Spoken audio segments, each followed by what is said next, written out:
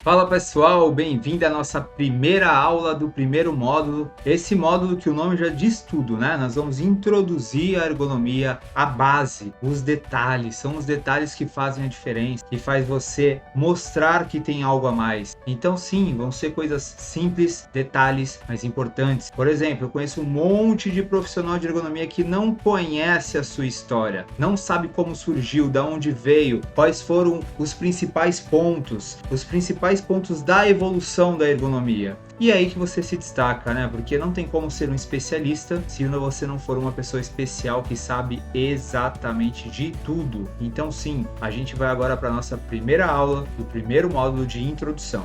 Então mais uma vez seja bem-vindo e vamos comigo agora para a tela do computador. Pronto, agora sim. Então vamos começar a nossa aula, a história da ergonomia, sua evolução. É muito importante conhecer, entender, saber falar. Se alguém te perguntar, você não vai parecer um amador como muitos ergonomistas por aí. Parece um amador por não saber nem o que se passa dentro da sua área, da sua especialização. Então, para quem ainda não sabia, e pasme, pode acreditar, a ergonomia, os traços daquilo que um dia se chamou ergonomia, é muito antigo, aí 400 anos antes de Cristo, é o primeiro relato, né? Então isso é o que a gente tem de relatado, então foi onde tudo começou, porque é o primeiro relato que a gente tem na história. Foi do filósofo grego Hipócrates, que reconhece a importância da postura e da posição do corpo humano no trabalho e na saúde. Então Hipócrates já começou aí a fazer essas observações. É lógico que não existia o termo ergonomia, mas são traços de algo que um dia ia se tornar o que nós temos hoje.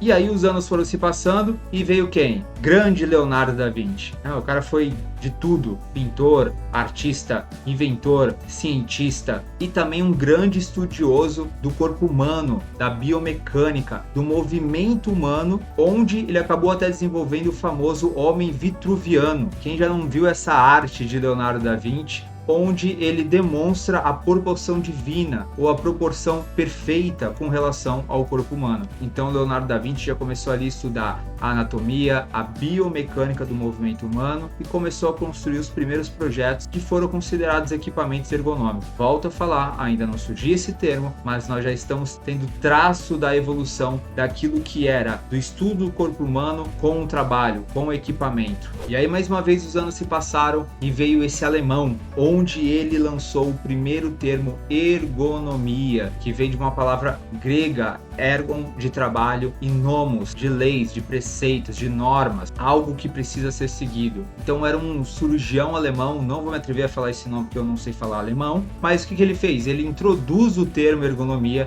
para se referir ao estudo da relação entre o homem e o trabalho. Olha que maravilha! A gente já teve ali o Leonardo da Vinci observando a biomecânica do corpo humano com equipamentos, construía sempre ali nas suas invenções algo que fosse ergonômico, por mais que ainda não usasse essa palavra. E aí veio o alemão e passou a ter aí a relação entre o homem e o trabalho. Passou-se mais um pouquinho de tempo e aqui foi o boom, né? Foi o grande evento em massa que nós tivemos aí com a Revolução Industrial, onde foi construído máquinas e máquinas e máquinas e linhas de produções e nunca foi pensado em quem ia trabalhar com aquele equipamento, com aquela máquina. Tanto é que naquela época muito normal criança estarem trabalhando. Então você imagina, uma criança dividir aí um equipamento de trabalho, uma criança de 1,20 m, 1,30 m, e ao mesmo tempo, num outro momento, um homem de 1,80 m, 1,70 m, está também dividindo aquele mesmo equipamento. Então ali era o ser humano que tentava se adaptar de uma forma muito errada e pega banquinho e se ajoelha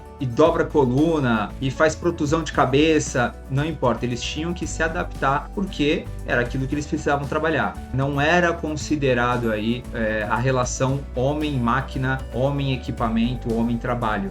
Existia aquilo, era construído e vai trabalhar desse jeito. E aí, com um grande evento massivo da Revolução Industrial, começaram a surgir o quê? Os primeiros relacionamentos à fadiga, a lesões e acidentes de trabalho. Então essa parte foi muito importante porque o homem começou a dar valor para pequenos detalhes que já vinham sendo descobertos dessa relação, porque uma hora a conta não fecha, uma hora não estava valendo a pena. Eram pessoas afastadas por dia, por semanas, ou que se tornavam até incapazes, e isso também prejudicava a linha de produção. As pessoas não conseguiam produzir porque ficavam cansadas, fadigadas muito mais rápido. Então, aos poucos foram notando isso, foram percebendo isso, foram criando adaptações de máquinas e de equipamento para o ser humano. Tanto é que existe aí, lá no ano de 1936, ou seja, então depois de toda essa loucura aí da Revolução Industrial, Charles Chaplin percebeu o que acontecia, era notório, era claro, era tipo algo grande ali do momento, de pessoas com acidentes, com lesões, com afastamentos, com problemas, ou seja, o estudo prosseguia, e ele fez até esse filme que eu recomendo. É um filme que a gente praticamente já conhece na época da escola, mas hoje você é um especialista. Não conhecer esse filme Tempos Modernos, e esse é só um dos, vai fazer você pecar. Precisa assistir, tá? É rapidinho, vale a pena, é engraçado, mas realmente diz a realidade que era naquela época. Então assista Tempos Modernos, que vai fazer aí total sentido para você que agora é um profissional na área de ergonomia.